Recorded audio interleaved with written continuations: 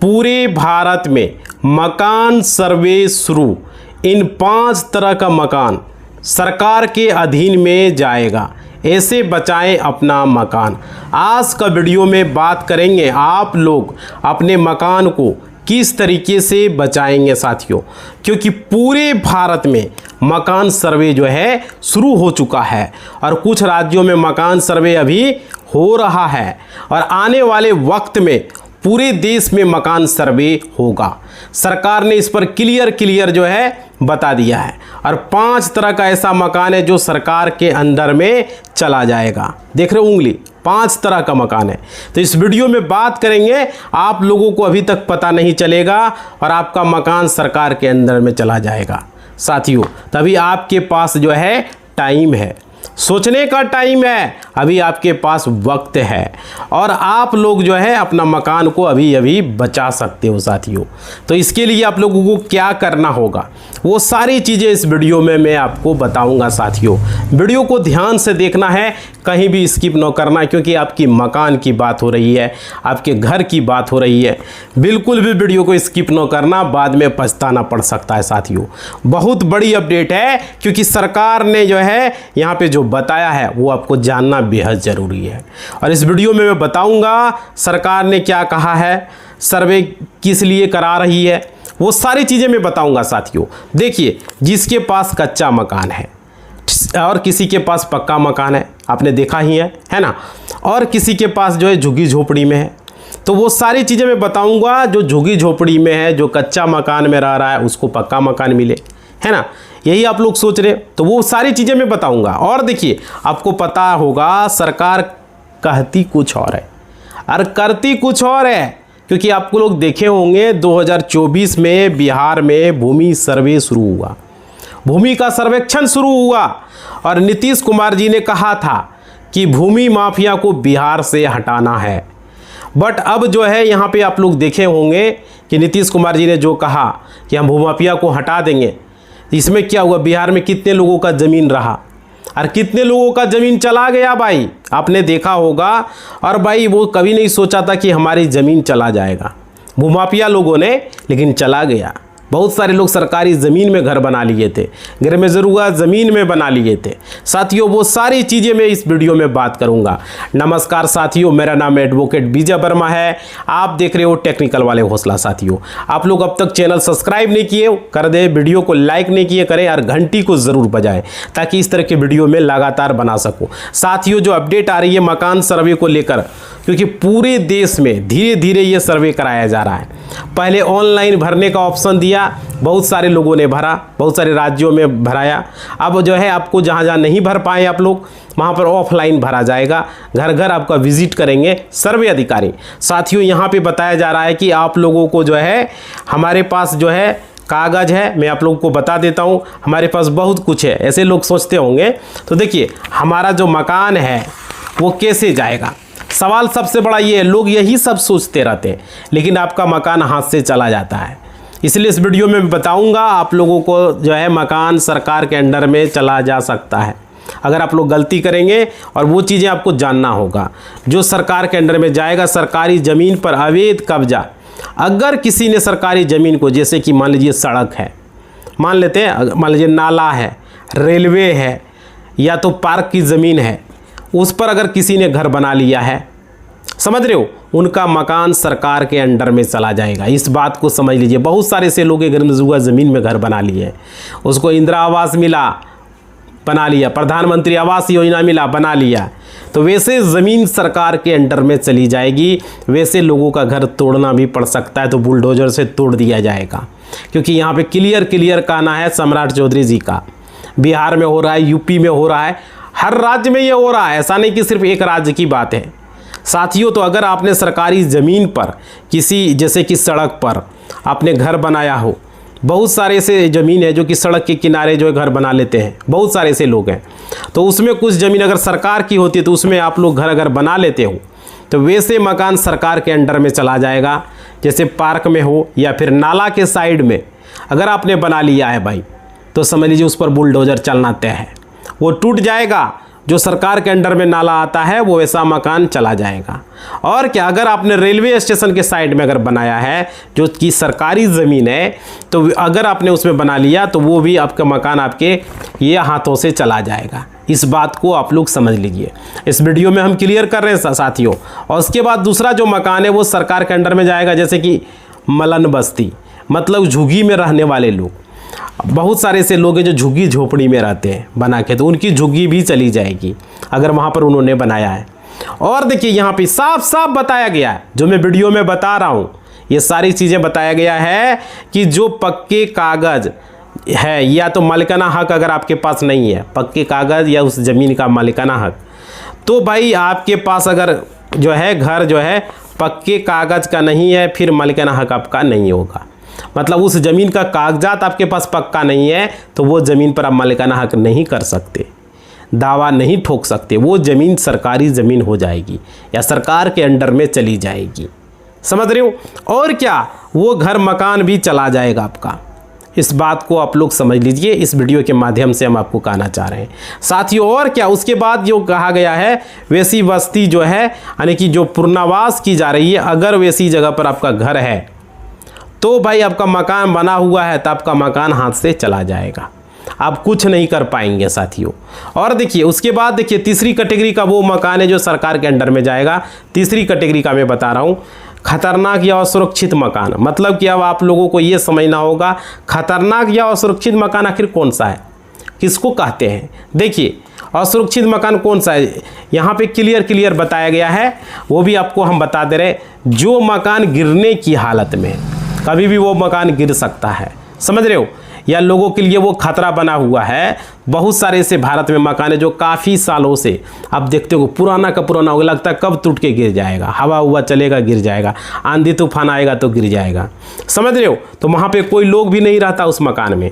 तो जैसे कि एक आपको बता दें, गाँव में बनाकर लोगों ने छोड़ दिया, बहुत पुराना बिल्डिंग पहले का है, अब जाकर शहर में रह रहे, वैसे मकान गिरने के कगार पर अगर है, अगर लोगों ने अगर बता दिया तो भाई कंप्लेन कर दिया कि यह अगर गिरने वाला है या कभी भी यह घर गिर सकता है, अगर उन्होंने कंप्लेन किया तो भाई मकान सरकार के अंडर में वो मकान चला जाएगा। इस बात को आप लोग समझ लीजिए इस वीडियो के माध्यम से। और क्या, क्योंकि सरकार ने ये क्लियर कहा है कि आपका अगर पक्का मकान गिरने के कगार पर है, गिरने के हालत पर है, तो सबसे पहले वो मकान को गिराया जाएगा, समझ रहे हो। इसलिए वो अधिकारी घर घर जाएंगे और सभी मकान को वो देखेंगे, वो जांच करेंगे, इसलिए उनको भेजा जा रहा है। और जो मकान पर ताला लगा हुआ होगा वो मकान भी देखेंगे, उनका मुआवना भी वो करेंगे साथियों। और क्या, उसके बाद भी सही तरीके से वो जांच होगा। पूरे देश में जो मकान सर्वे हो रहा है ये कारण है। और देखिए आप लोगों को लग रहा होगा कि सरकार सिर्फ और सिर्फ मकान सर्वे इसलिए करा रही है ताकि कच्चे मकान वाले को पक्के मकान मिले। लोग सोचता होगा भाई जिसका कच्चा बिल्डिंग है उसका पक्का हो जाएगा, है ना, और जो झुग्गी झोपड़ी में रह रहे हैं उनको पक्का मकान मिलेगा। आप लोगों ने यही सोचा होगा। बट देखिए यहाँ पे लोगों को गलतफहमी है।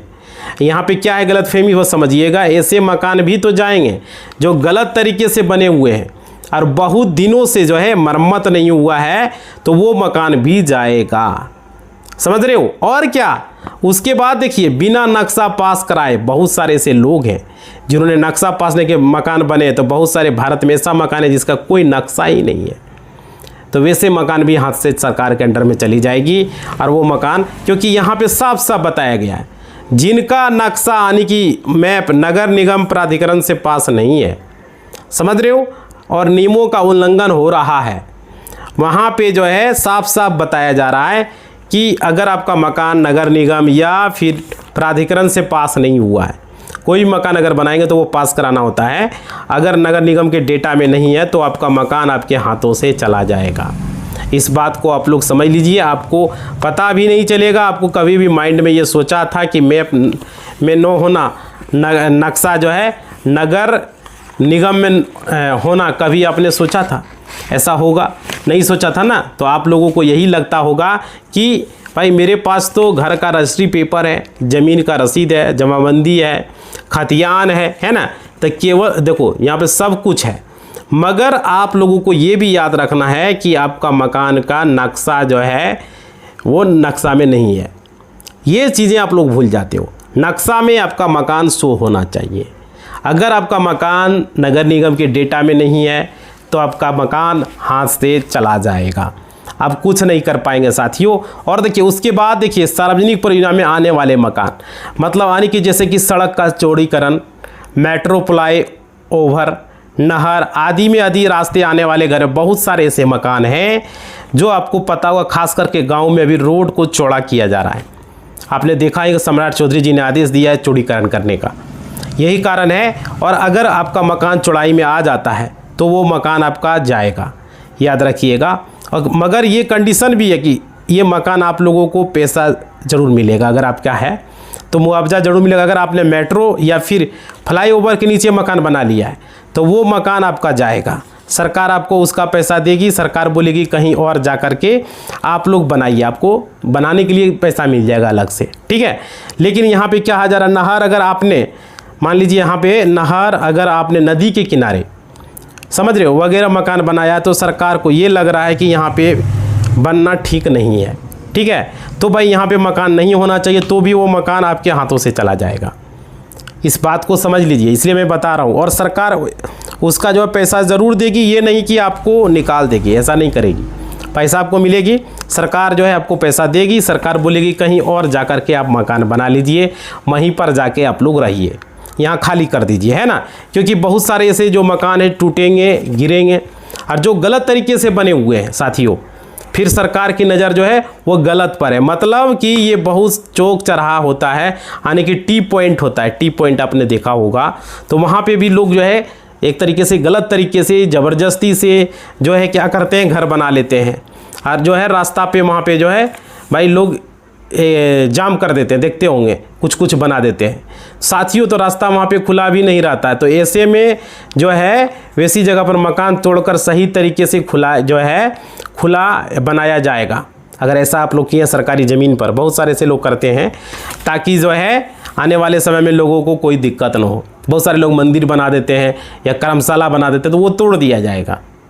इस बात को मत समझें कि वो नहीं टूटेगा, समझ रहे हो, इसलिए कोई परेशानी ना हो। तो अगर आप इस 5 कैटेगरी में से अगर आप घर बना कर रह रहे हैं, जो हम आपको बता रहे हैं, मकान बना लिए, तो आपके मकान को सुधार लें।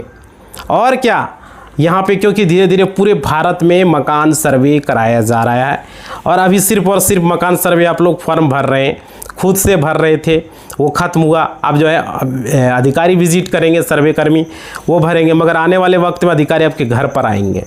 जिन्होंने फॉर्म भरा उसके घर पर ज़रूर विजिट होगा, और आने के बाद वो खुद से फॉर्म को भरेंगे, आपके मकान की वो जांच करेंगे, और चारों तरफ वो देखेंगे, घूमेंगे फिरेंगे, है ना।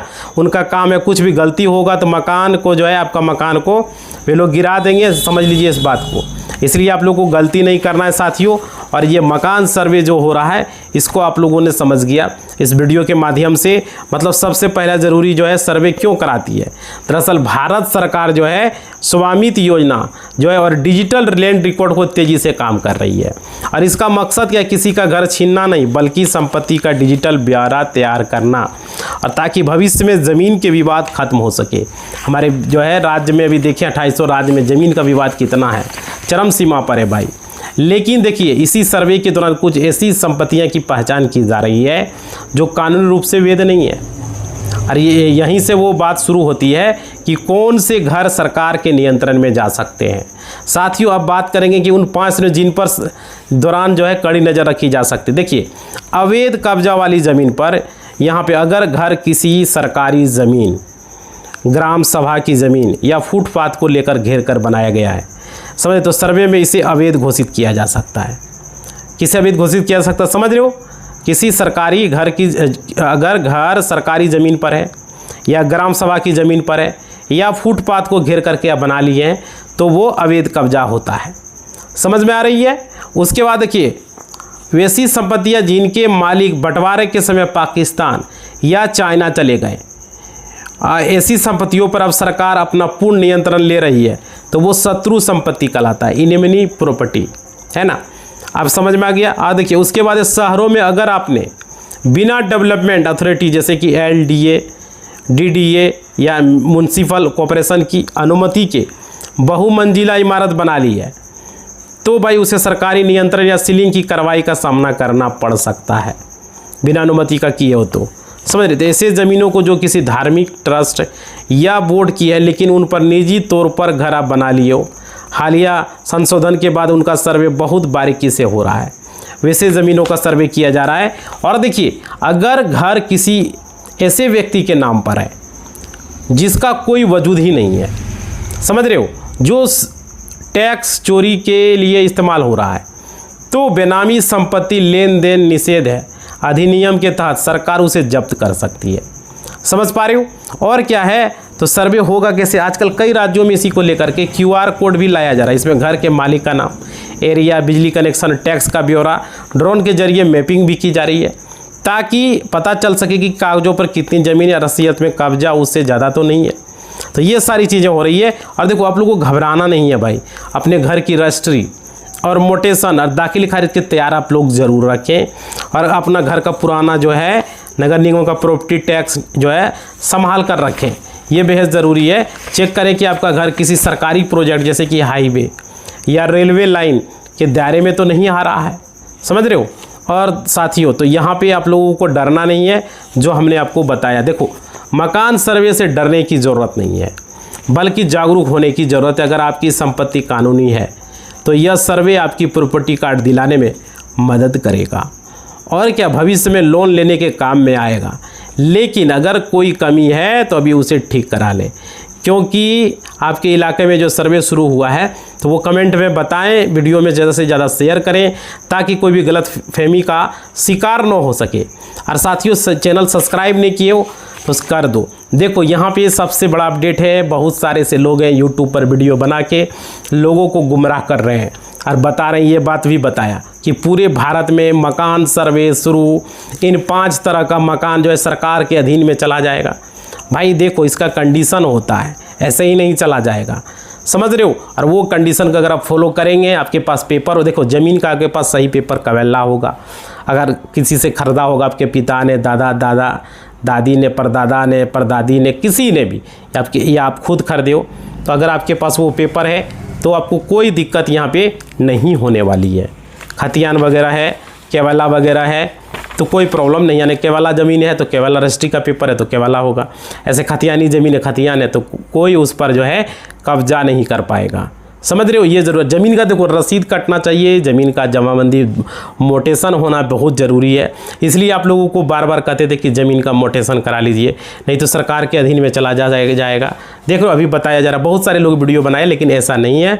आप पेपर ला के दिखा दो, कोई प्रॉब्लम नहीं है। पेपर नहीं दिखाओगे तो वो ज़मीन जो है सरकार के अधीन में जाएगा ही जाएगा। इसलिए इस वीडियो में हमने सारी चीज़ें आपको क्लियर किया है साथियों। इसी बात के साथ इस वीडियो को हम समाप्त करेंगे।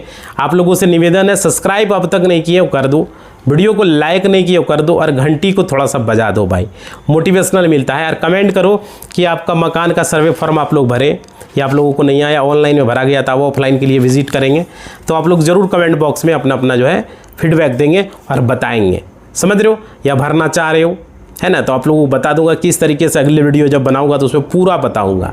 तो आप लोग ज़्यादा से ज़्यादा वीडियो को शेयर करें, लाइक करें, कमेंट करें, समझ रहे हो कि सर्वे का फॉर्म भरा या नहीं भरा, भरना चाह रहे हो, किस तरीके से भरना है, कोई दिक्कत आ रही है तो वो सारी चीज़ें इस वीडियो में बताऊंगा। कमेंट में ज़रूर बताना, ठीक है। धन्यवाद।